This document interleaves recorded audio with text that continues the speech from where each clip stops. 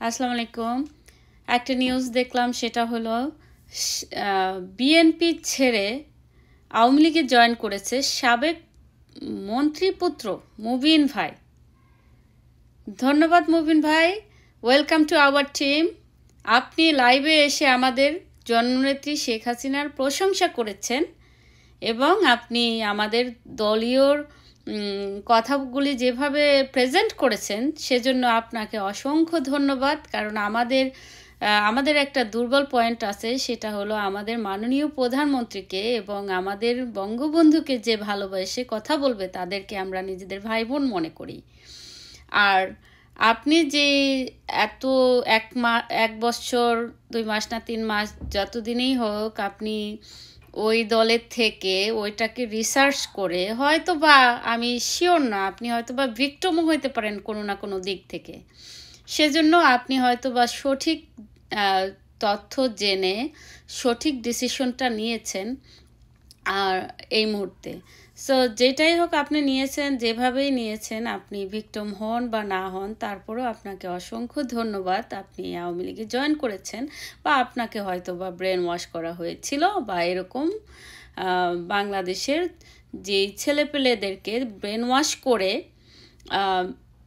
খুনি ইউনুসের ম্যাটিকুলার ডিজাইনের মাধ্যমে যে বাংলাদেশটাকে ধ্বংস করার কারিগর, যে বাচ্চাদেরকে মাঠে নামিয়ে বাংলাদেশটাকে ধ্বংস করেছে, সেই বাচ্চাদেরও কিন্তু হুঁশ ফেরত আসছে এবং সেই বাচ্চারা কিন্তু এখন বলতেছে আগে আমরা ভালো ছিলাম। প্রত্যেকটা বাচ্চার কিন্তু জ্ঞান ফিরেছে। তাদের হয়তো কোনো পদবি নাই, কিন্তু বাচ্চারা ঠিকই বুঝতে পেরেছে যে আগে তারা ভালো ছিল আর এইটা ছিল একটা প্ল্যান। এই ম্যাটিকুলার ডিজাইনের মধ্যে তারা পড়ে গেছে এখানে।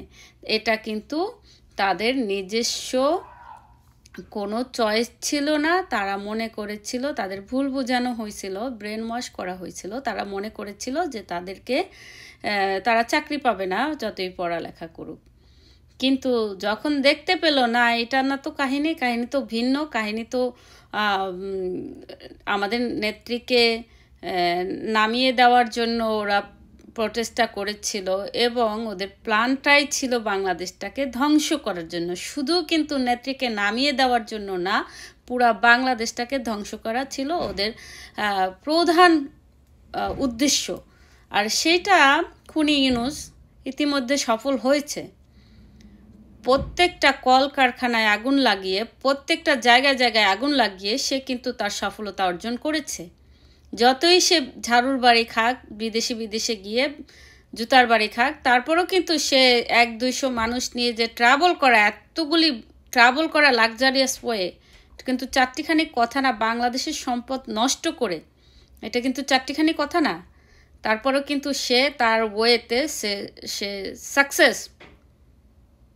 এই শয়তানের রাজা সাকসেস হয়েছে, ছেড়েছে, বাংলাদেশটাকে ধ্বংস করতে পেরেছে, বাংলাদেশের অর্থ নষ্ট করতে পেরেছে, বাংলাদেশ থেকে চুরি, ডাকাতি, খুন খারাপি, রেপিং, যত কিছু আছে সব কিছুর জন্য সে সাকসেস। বাট এইটা আপনারা যারা ভিতর থেকে ব্রেন ওয়াশ হয়েছেন মুবিন ভাইয়ের মতন, যাদের জ্ঞান ফিরেছে, তারা হয়তো বুঝতে পেরেছেন যে না, আমরা আগে ভালো ছিলাম, বাংলাদেশটা স্মুথলি চলতেছিল, এত রকমের উন্নয়ন হয়েছিল, এগুলি তো পৃথিবীর বাংলাদেশের কোনো সরকার আজ পর্যন্ত করতে পারে নাই।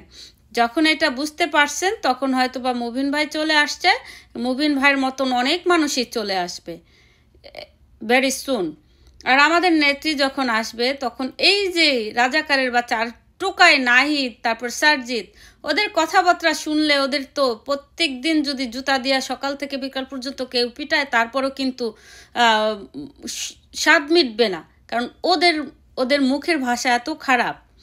ওদের এত সাহস কিভাবে হয়? 2 দিন ধরে তোদের ওই সারজিতের জন্ম কয় বছর হয়েছে, ওর জন্ম কয়দিন? ও একজন আমাদের নেত্রীর মতন মানুষ, যে কিনা পুরা 100 ইয়ারেও আমাদের নেত্রীর মতো একটা মানুষ বাংলাদেশে জন্মগ্রহণ করবে না।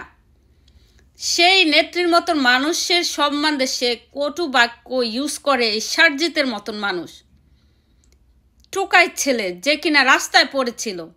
কয়দিন আগেও সে ছাত্রলীগ করত, সে কয়দিন আগেও বঙ্গবন্ধুর নামে সে স্পিচ দিত, সেই টোকাইয়ের বাচ্চা আইসা এখন আমাদের নেত্রীর নামে কটু কথা বলে। তোকে যদি সকাল থেকে বিকাল পর্যন্ত তোকে ঝাড়ু দিয়ে ঝাড়ুর মধ্যে বাজে জিনিস ইউজ করে যদি তোকে পিটানো হয়, তারপরেও কিন্তু কেউ স্বাদ মিটবে না। তবে তোর খবর আছে, এইটা হলো সবচেয়ে বড় সত্য কথা। সারজিৎ, হাসানাত, তারপরে নাহিদ, এই আরও 2টা মেয়ে আছে। এই মেয়ে তোদের যদি সঠিক বিচার না হয় বাংলাদেশে, তখন আমরা কিন্তু লেগে যাব।